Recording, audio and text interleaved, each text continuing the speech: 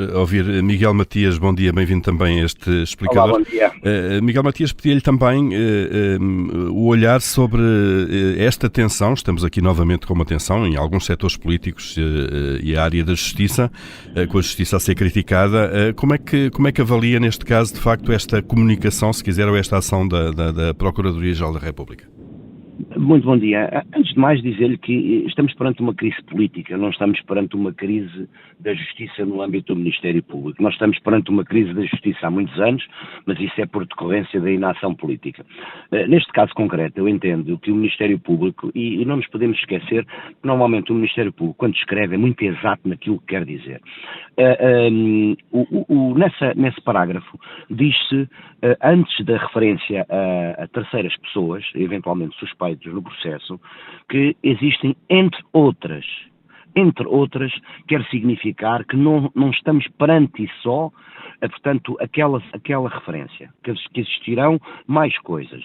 Ora bem, o Ministério Público o que fez, e não foi por isso que o Governo caiu, o Sr. Primeiro-Ministro tomou uma postura, no meu entendimento, muito correta, porque se entende, e como disse, e bem, obriga até de um princípio de presunção de inocência, que é muito importante, e que às vezes nós nos esquecemos, que não tem nada a ver com isto, que não soube de nada, que não se envolveu. Mas o que é certo é que eu creio que nem era necessário o parágrafo para o Sr. Primeiro-Ministro se demitir.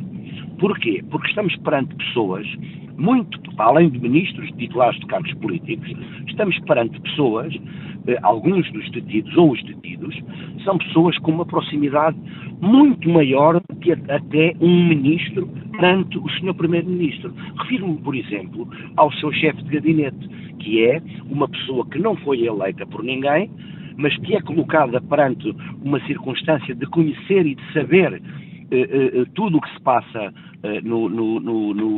junto do gabinete do Primeiro-Ministro, com a importância que isto tem, e que poderá ou não sabemos, presumo-se inocente, como eu já referi, ter participado, vá lá, nestas questões que o envolvem agora e que está tido. Portanto, eu não entendo que o Ministério Público tenha feito mal.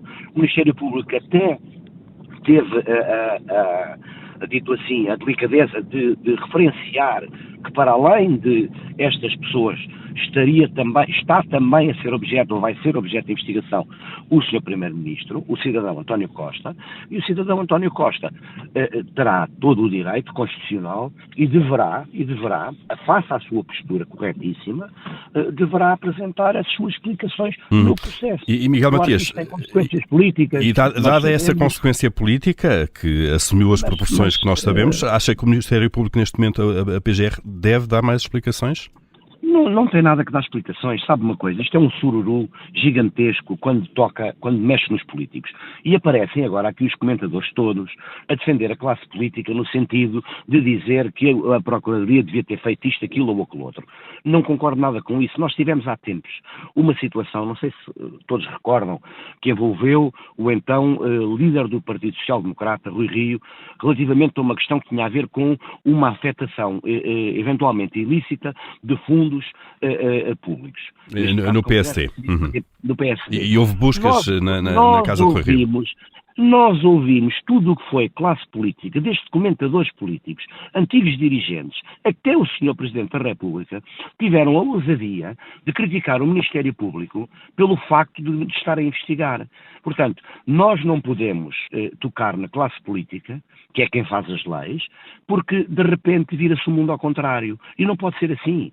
Não pode ser assim. Para isso é que há regimes, há leis próprias que tutelam a responsabilidade dos titulares de cargos políticos, que são, e não podemos esquecê-lo nunca, representantes do povo.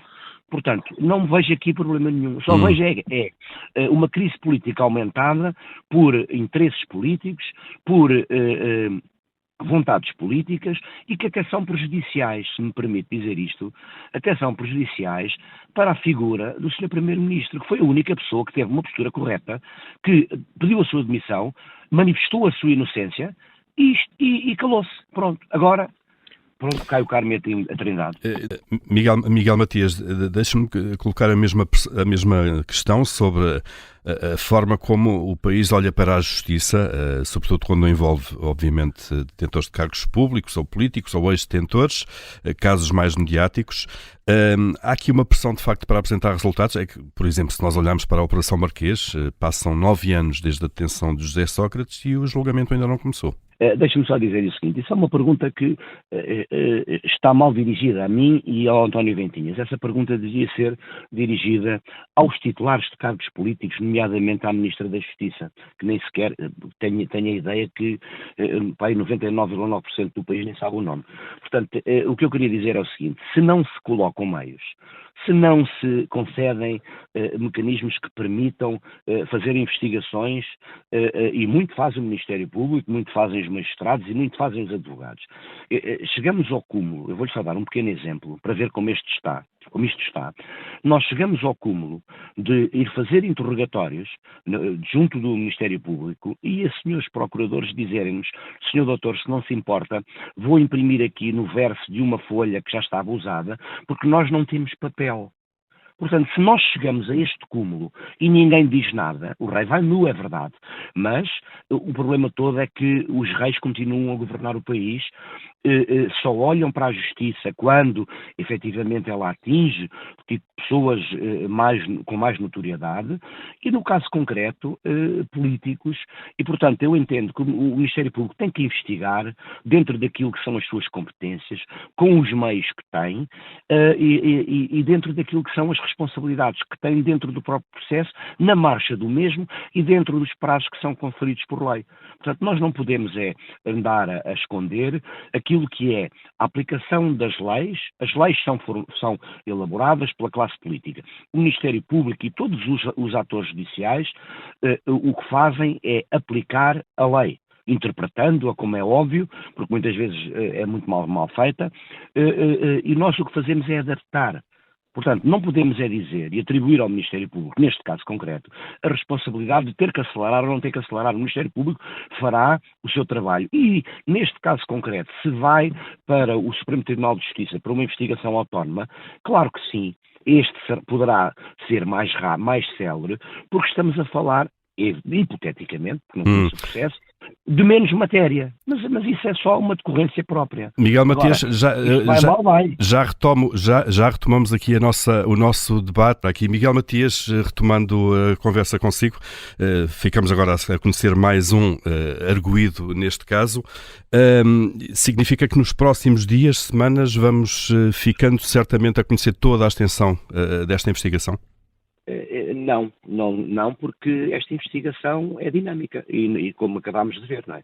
Esta investigação é tão dinâmica que poderão existir mais arguidos ou não sabemos, portanto, e a extensão dela será uma extensão dentro do âmbito daquilo que é o próprio processo penal.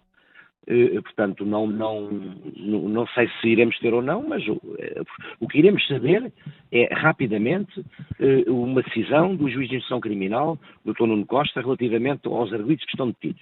E sobre as medidas de coação.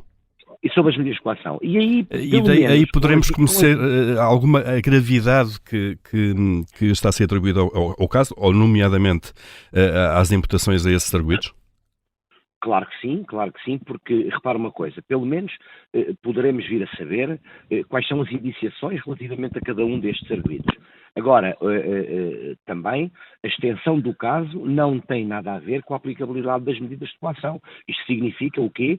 Que não é pelo facto de o processo ser mais extenso ou com mais indícios que têm que ser aplicadas medidas de coação mais musculadas. Isso só acontecerá, pelos vistos, pelo que vocês me noticiaram, o Ministério Público terá invocado, entre outras coisas, o perigo de fuga. E, portanto, só se aplicará uma medida mais musculada, nomeadamente privativa de liberdade, se estiverem reunidos alguns dos pressupostos com indícios extremamente fortes para que isso possa suceder.